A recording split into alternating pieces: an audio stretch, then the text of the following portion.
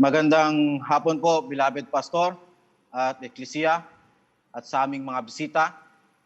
Ako po ay nagpapasalamat at pumupuri sa Panginoon na binigyan ng ating mahal na pastor na tumayo sa inyong harapan. At maraming salamat po, mahal na pastor. At sa hapon na ito ay tayo po ay magpo-proceed na at inaanyayahan ko po kayo na buksan ang ating banal na kasulatan.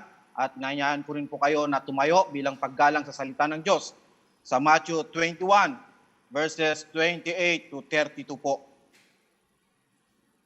Andiyan na po ko lahat.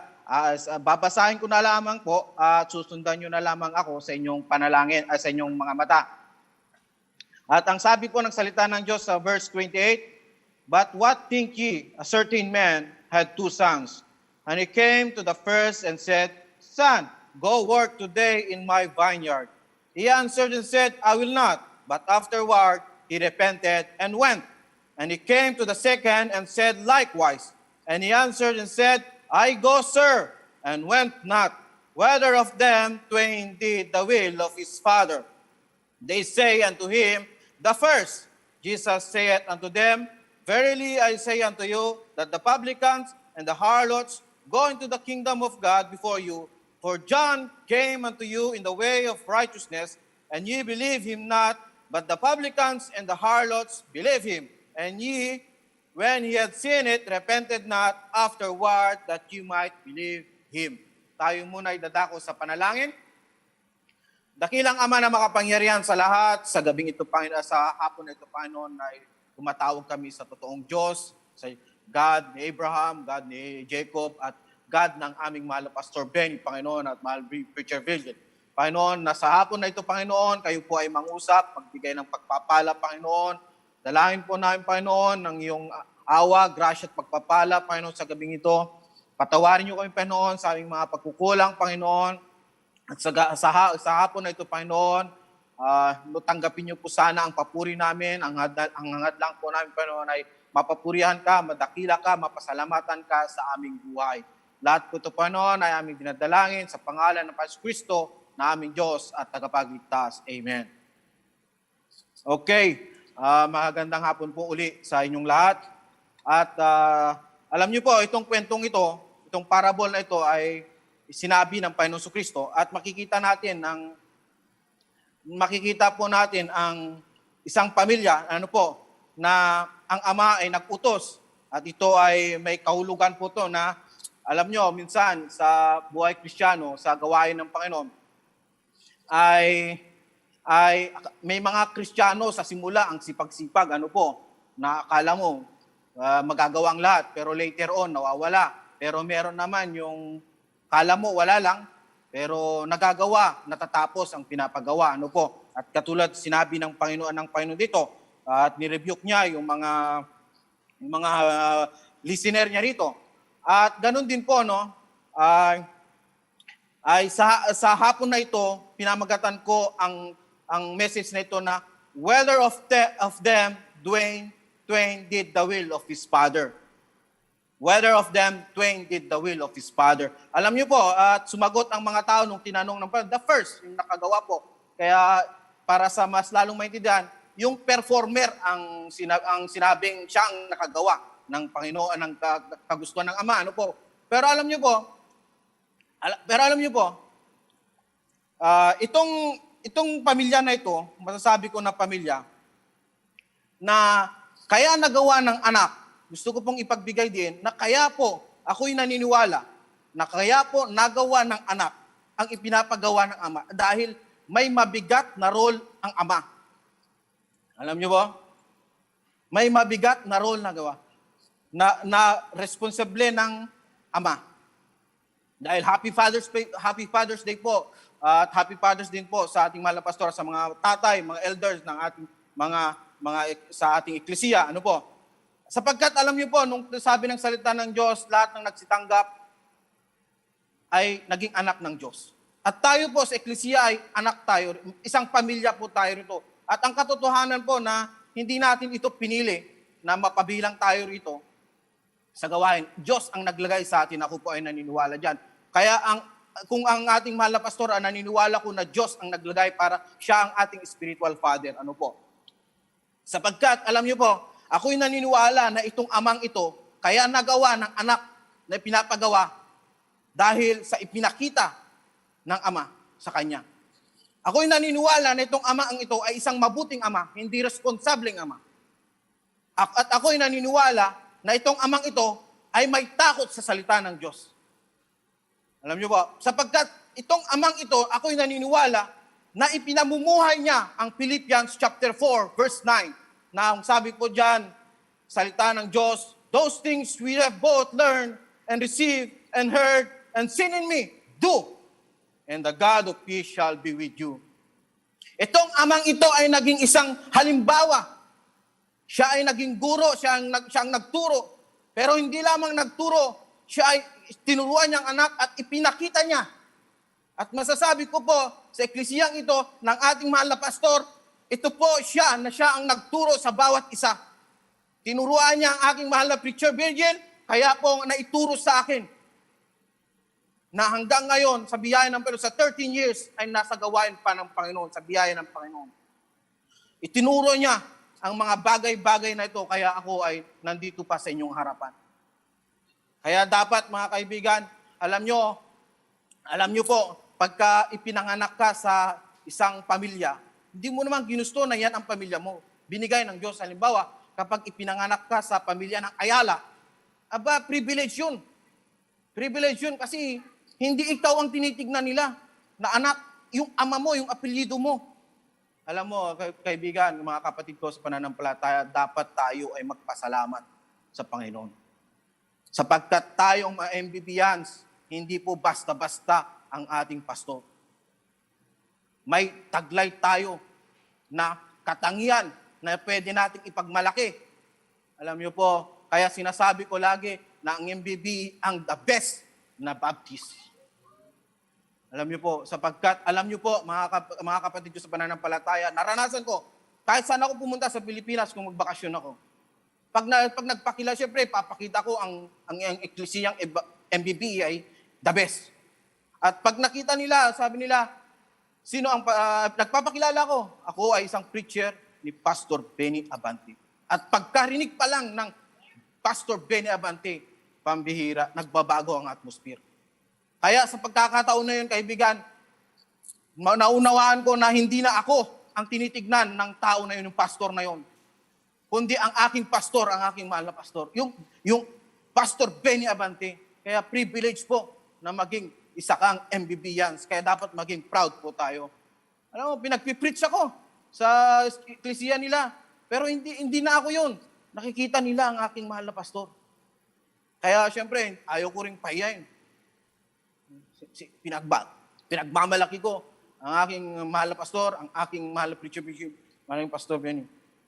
Kaya sabi na, kaya alam niyo po, ang pinapagawa ng ating Diyos na tinuro sa ating Panginoon, sa ating mahal na pastor, sa ating mahal na preacher ay yung 2 Corinthians 4:18. 2 Corinthians 4:18. While we look not at the things which are seen, but at the things which are not seen. For the things which are seen are temporal, but the things which are not seen are eternal. Yan po ang itinuro sa akin, na hanggang ngayon, eternal things ang aming inaasam-asam na magawa. Kaya, salamat sa Panginoon, ginamit ang MBB. Kaya number 1 po, na ginawa, tunuro ng aking mahal na pastor sa akin, mahal na preacher sa akin ay MBB teaches me the beginning of wisdom.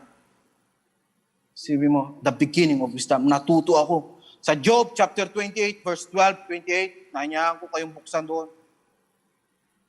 Sa Job 28. Verses 12. At ang sabi po dyan, but where shall wisdom be found? And where is the place of understanding? Man knoweth not the price thereof, neither is found in the land of the living. The depth saith, it is not in me, and the sea saith, it is not with me. It cannot be gotten for gold, neither shall silver be weighed for the price thereof. It cannot be valued with the gold of Ophir, with the precious onyx or the sapphire. The gold and the crystal cannot equal it. An exchange of it shall not be for jewels of fine gold. No mention shall be made of coral or of pearls, for the price of wisdom is above rubies. The topaz of Ethiopia shall not equal it, neither shall it be valued with pure gold. Whence then cometh wisdom? And where is the place of understanding? Seeing it is hid from the eyes of all living, and kept close from the fowls of the air. Destruction and death say, we have heard the fame thereof with our ears. God understandeth the way thereof, God understandeth the way thereof, and he knoweth the place thereof. For he looketh to the end of the earth, and seeth under the whole heaven, to make the weight for the winds, and he weighed the waters by measure. When he made a decree for the rain, and a way for the lightning of the thunder, then did he see it and declare it. He prepared it, yea, and searched it out. And unto man said, behold, the fear of the Lord, that is wisdom, and to depart from evil, that is understanding, mga kapatid. Alam niyo, nagpapasalamat ako talaga. Hindi na ako bobo. Hindi na ako naloloko ni Kabuloy. Hindi na ako naloloko ni Iglesia ni Manalo. Maging ang aking buhay, mga kaibigan, masasabi ko sa biyaya ng Panginoon, hindi na po ako kumakain o makasubo na hindi na nanalangin. Fear of the Lord. Hindi na ako matutulog na lang na walang panalangin. Fear of the Lord. Hindi na po ako mabubuhay sa isang araw na kahit na walang pagbabasa ng salita ng Diyos. Natutunan ko dahil sa takot ko sa Panginoon. Yung takot na sinasabi ko to, hindi yung nanginginig. Ito yung may respeto, may pagmamahal, katapatan. Ito po yung fear of the Lord. Na binigay, na kasama na sa aking buhay ang Panginoon sa Kristo. Sa biyaya ng Panginoon sa Kristo. Ito yung natuto akong nasabi ng salita ng Diyos na man shall not live by bread alone, but by what? Every word that proceeded out of the mouth of God. Natuto akong isabuhay ang Matthew 6:33, mga kapatid. Natuto po ako. Kahit sa pamilya ko, natuto ako na i-apply ang wisdom. Kaya nga po sa inyong harapan, papasalamat ako na nakatayo pa sa inyo sa biyayan pa noon. Yan po ang itunuro ng aking ama sa pananampalataya. Beginning of wisdom, sapagkat hindi ko magagawang magpatuloy sa gawain ng Panginoon kung wala ang wisdom ng Panginoon. Alam niyo po. Number 2 po, MBBE teaches me the biblical attitude. Biblical attitude. Ako'y naniniwala, kapatid, na itong anak na ito, kaya nagawa niya ang pinapagawa ng kanyang ama, ay naunawahan niya ang biblical gratitude. Sabi po diyan, 1 Thessalonians 5:18, in everything, give thanks. This is the condition, mga kapatid. Wala pong sinasabi na pag malungkot ka, pag may sakit ka, pag meron kung ano-anong rason, in everything, in all things, wala pong condition, mga kapatid. But sadly, most of the Christians nowadays, imbes na isabuhay ang 1 Thessalonians 5:18, isinasabuhay ang Romans 1:21. When they knew God, they glorified Him not as God, neither were unthankful, but became vain in their imagination, and their foolish heart, unthankful. Became in their imagination, of their foolish heart was darkened. What God did for you and for me. Ano ang ginawa ng Panginoon sa iyo? In 3.5 years, iniwanan niya ang kalangitan. Ang kagandahan ng kalangitan. Para bumaba sa mundong ito, ano ang makikita niya? Filthy rags. Makasalanan na April. Makasalanan na ikaw. Iniwanan niya, kapatid. What God did for you. The Word of God said, He came to His Son, and His Son received Him not. The Word of God said, for He had made to be sin for us who knew no sin, Isaiah 53, kung bubuksan natin ang Isaiah 53, Isaiah chapter 53, verses 3, sabi po dyan, He is despised and rejected, a man of sorrow and acquainted with grief, and we hid as it were our faces from him. He was despised and we esteemed him not. Surely he had borne our grief and carried our sorrow, yet we did esteem him stricken, smitten of God and afflicted. But he was wounded for our transgression, he was bruised for our iniquities. The chastisement of our peace was upon him, and with his stripes we are healed. All we like sheep have gone astray. We have turned everyone to his own way, and the Lord had laid on him the iniquity of us all. He was oppressed and he was afflicted, yet he opened not his mouth. He is brought as a lamb to the slaughter, and as a sheep before his shearers is dumb. So he opened not his mouth, mga kapatid. He opened not his mouth habang binabayaran ang iyong kasalanan. Alam nyo, ang hayop lang po ang dinadala sa slaughterhouse. At pag pinapatay ang hayop, mga kaibigan, walang awa. Gratitude, mga kaibigan. Pasasalamat. Ano ang ginawa sa iyo ng eklesyang ito? Bakit sa iyo parang napakabilis mong tumalikod? Ma-offend ka lang. Buti nga, magpasalamat tayo, hindi sugar-coated ang mga preaching dito sa MBB, sa pulpit na ito. Katotohanan lagi ang pinipreach. Very pure word of God. What the word of God says, the word of God ang ipinipreach. Pero bakit ikaw, pinagpala ka ng Panginoon? Nakita mo, ba't ang bilis mong tumalikod? Dapat makita sa atin ang gratitude. Dapat makita natin ang ginawa ng anak niya na nagawa ang kagustuhan ng Ama. Dapat siguro sa ating mga MBBians, dapat mong saliksikin ang buhay ng ating mahal na pastor.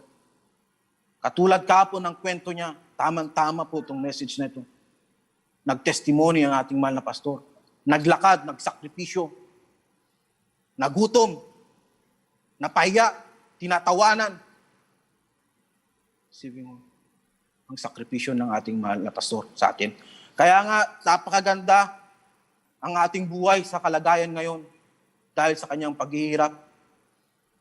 Sa tingin mo kaya, makakakilala ka sa Panginoon kung hindi nagsakripisyo ang Panginoon sa hanggang ngayon? Sa tingin ko, hindi ka makakakilala sa Panginoon. Sapagkat ang MBB ang ginamit ng Diyos para ikaw ay makakilala. Hindi mo may ipagkakilayan. Yan yung mga katotohanan na hindi mo pwedeng ipagkaila, na hindi ko pwedeng ipagkaila.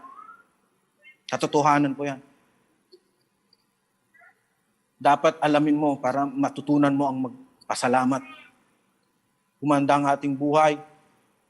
Imbes na maging thankful tayo, imbes na magpagamit sa gawain ng Panginoon.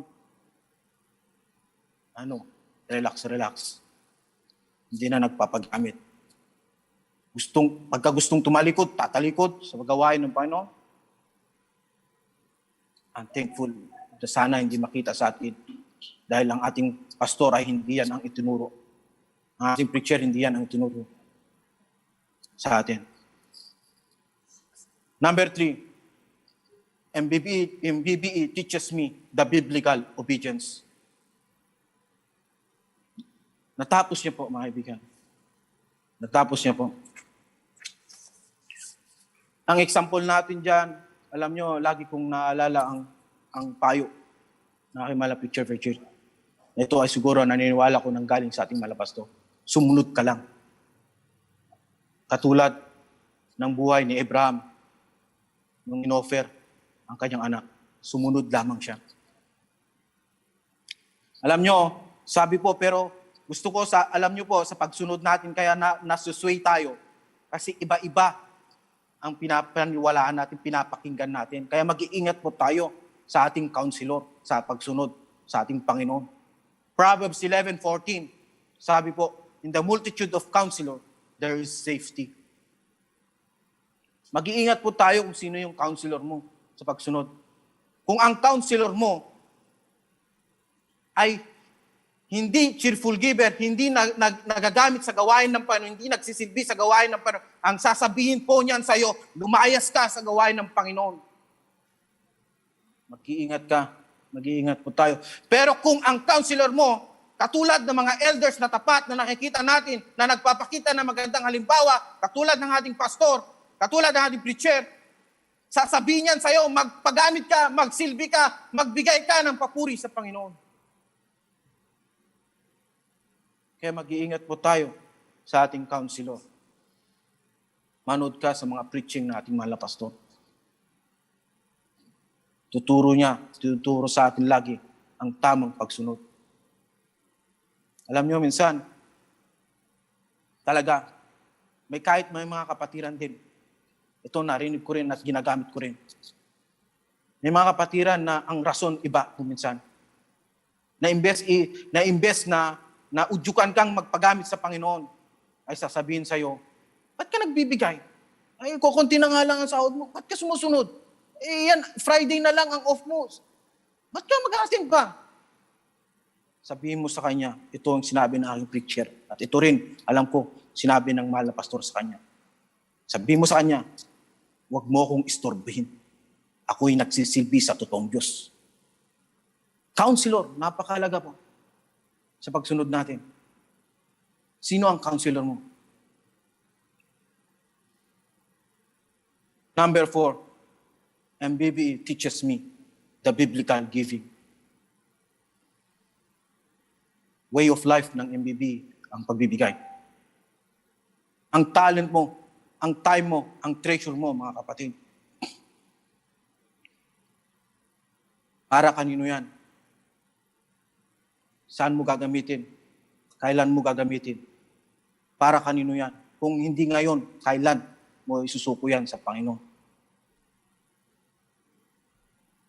Kailan mo isusuko yan sa Panginoon? Kailangan mo ibibigay sa Panginoon. At ang example natin dyan, ng ating mahal na pastor, binigay ang buhay niya para masimulan ang MBBE.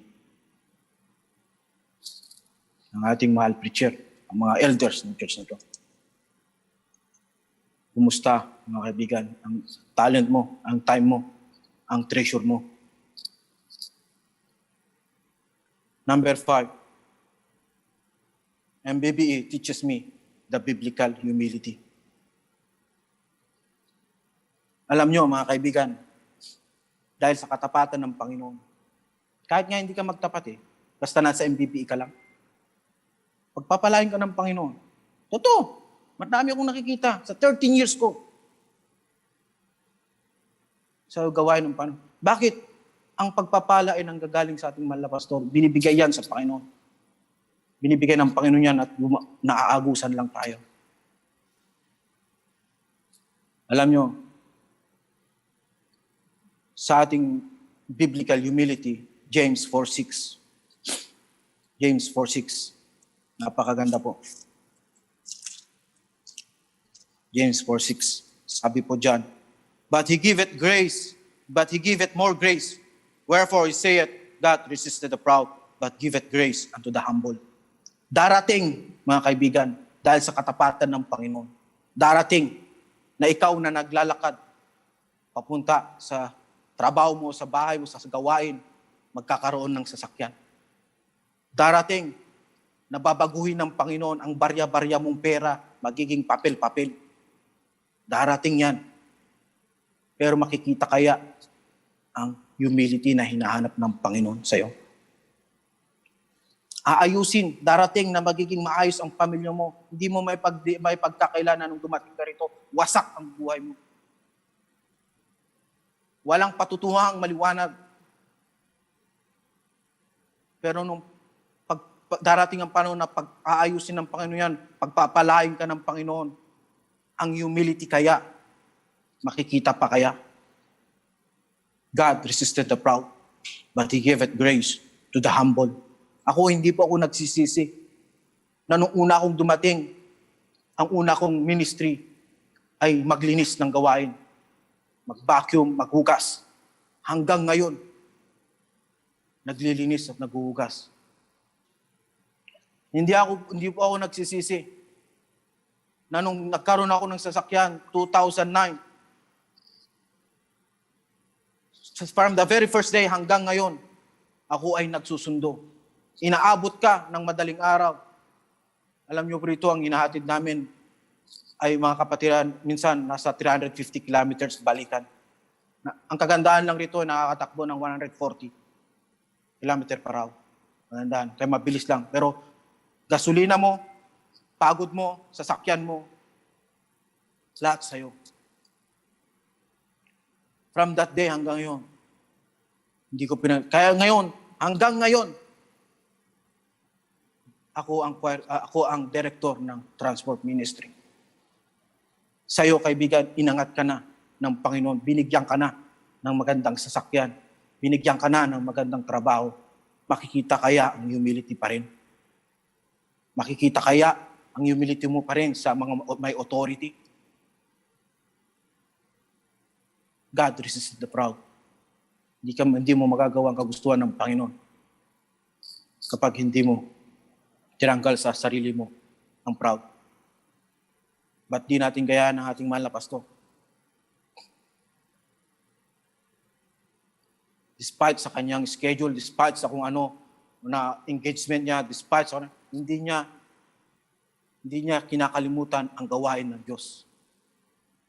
Despite sa mga nararamdaman niya, makikita mo ang humility sa kanyang buhay sa salita ng Diyos. Sunday, nandiyan. Anumang gawain, basta kaya niya kahit may dinaramdam. Humility, kaibigan.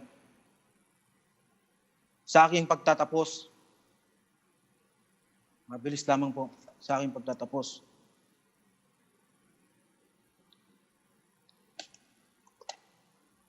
the Father, our God, our pastor, is very concerned with what we have become.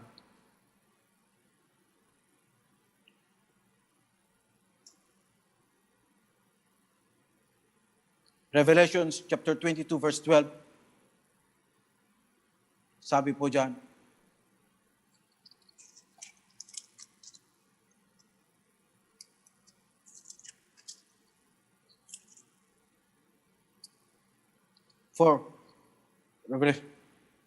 and behold, I come quickly, and my reward is with me, to give every man according as his work shall be. Yan ang concern ng Panginoon sa atin. Yan ang concern ng ating mahal na pastor. Gawain na ito. Yes, to do the will of the Father. It might, or sure, it will cause us pain, heartache, troubles. Ang mga kaibigan mo, dati mong kaibigan, hindi mo na magiging kaibigan. Mawawalan ka ng kaibigan. Ang paggawa sa kagustuhan ng Panginoon, it will cost us something.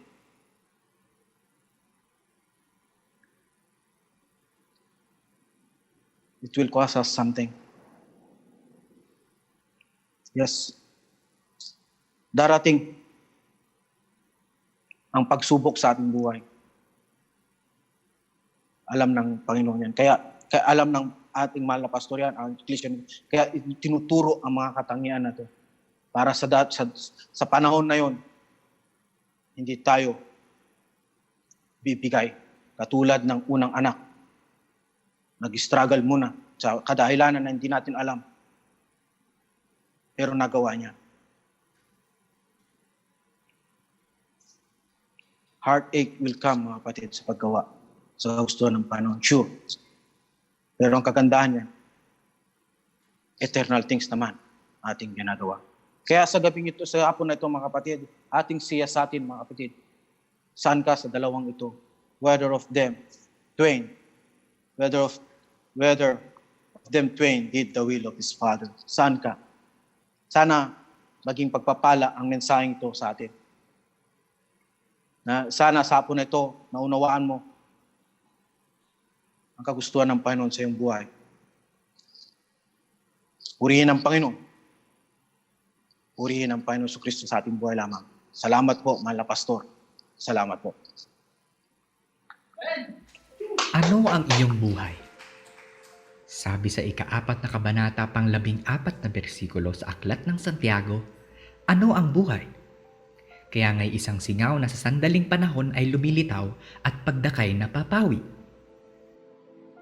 Sabi naman sa unang kabanata pang 24 na bersikulo sa Aklat ng unang Pedro, sapagkat ang lahat ng laman ay gaya ng damo, at ang lahat ng kanyang karangalan ay gaya ng bulaklak ng damo. Ang damo'y natutuyo at ang bulaklak ay nalalanta. Ang buhay ay tunay na walang katiyakan, hindi ba? Maraming naghahangad ng mataas na pinag-aralan, mabuting gawain, maningning na kinabukasan, at naghahangad din na makamit ang pinakamarangyang bagay na maibibigay ng sanglibutan. Ngunit sa isang iglap ay ang buhay nakitil at nasumpungan niya na siya ay nasa kawalang hanggan. Sabi sa ika-16 na kabanata pang 26 na bersikulo sa Aklat ng Mateo, sapagkat ano ang pakikinabangin ng tao kung makamtam niya ang buong sanglibutan at mawalan siya ng kanyang buhay? Gayon pa may kahit na ang buhay sa lupang ito ay walang katiyakan, nais ng Diyos na ipamahagi sa iyo ang buhay na may katiyakan at walang hanggan. Winika niya sa atin ang kanyang salita na ang buhay ay tulad ng singaw, sapagkat tayo ay ngayon nagkasala laban sa Kanya, at ang ating ugnayan sa Diyos ay nabuwag. Sabi sa ika-3 kabanata pang 23 na bersikulo sa Aklat ng mga taga-Roma, sapagkat ang lahat ay nagkasala nga at hindi nakaabot sa kaluwatian ng Diyos. Hindi lamang ang pakikipag-ugnay natin sa Diyos ang nabuwag, kundi dapat pa nating pagbayaran ng ating mga kasalanan, at ang kabayaran ay kamatayan na walang hanggang kaparusahan sa impyerno. Ang kamatayan ay totoo, sapagkat ang kasalanan ay totoo. Sabi sa ika-6 na kabanata pang 23 na bersikulo sa Aklat ng mga taga-Roma, sapagkat ang kabayaran ng kasalanan ay kamatayan, datapwat ang kaloob ng walang bayad ng Diyos ay buhay na walang hanggan kay Kristo Jesus na Panginoon natin. Binanggit sa ika-21 na kabanata pang 8 bersikulo sa Apokalipsis ang isang kasalanan na lahat tayo ay salarin. At sa lahat ng sinungaling, ang kanilang bahagi ay sa dagat-dagatang nagniningis ng apoy at asupre na siyang ikalawang kamatayan. Iyong pansinin sa nauunang sitas na nagsasabi datapwat ang kaloob na walang bayad ng Diyos ay buhay na walang hanggan sa sino mang lalapit at tatanggapin siya sa kanyang puso. At ito ay maisasagawa lamang sa pamamagitan ng pananampalataya. Pananampalataya na tanging si Kristo Jesus lamang ang makakapagligtas ng inyong kaluluwa sa pagdurusa sa impyerno, at siya lamang ang makakapagpatawad ng iyong mga kasalanan.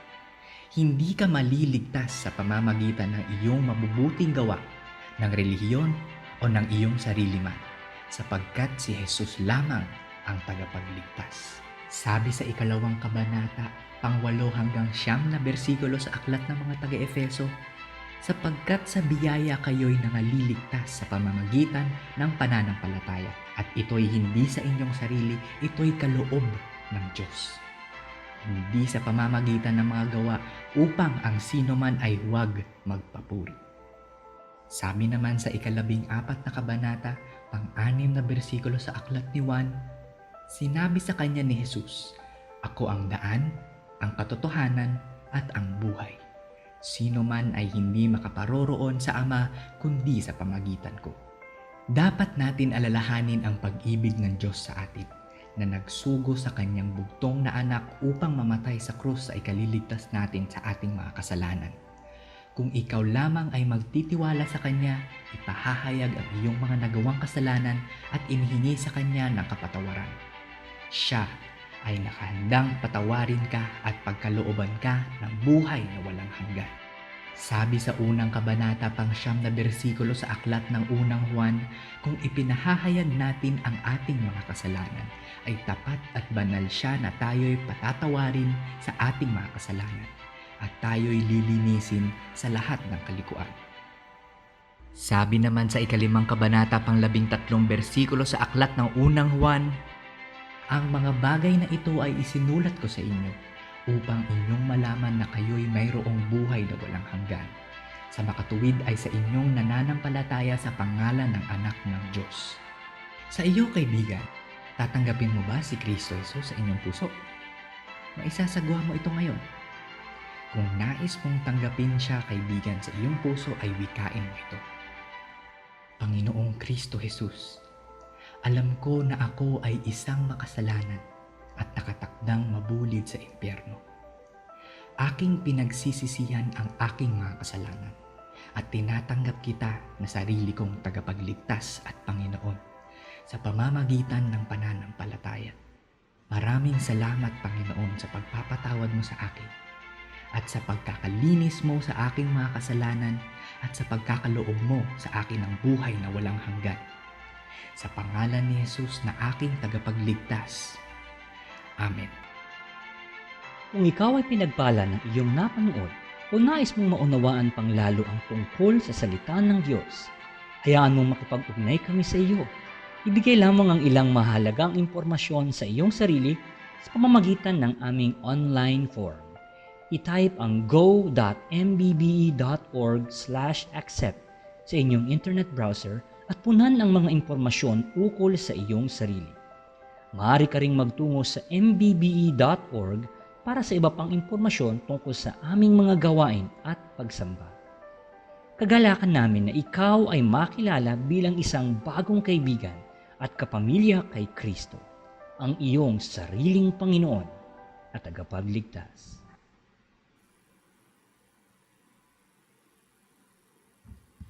Amen. Salamat po, Preacher April, sa mensahe po na ibinahagi mo sa amin sa hapon na ito. At gayon din po sa amin pong mga bisita, kung pinanalangin mo po yung panalangin na yan, ay nais po namin na ipaalam mo po sa amin, sa pamagitan po ng pag-fill up ng online decision card. At meron po makikipag-ugnayan sa inyo upang ipaalam yung iba't ibang programa po ng aming eklesiya at mga schedule ng aming mga services upang lalo po na ang iyong pananampalataya ay lumago sa Panginoon. Okay? I-fill up mo lamang po yung MBBE online decision card na makikita mo po sa inyong screen.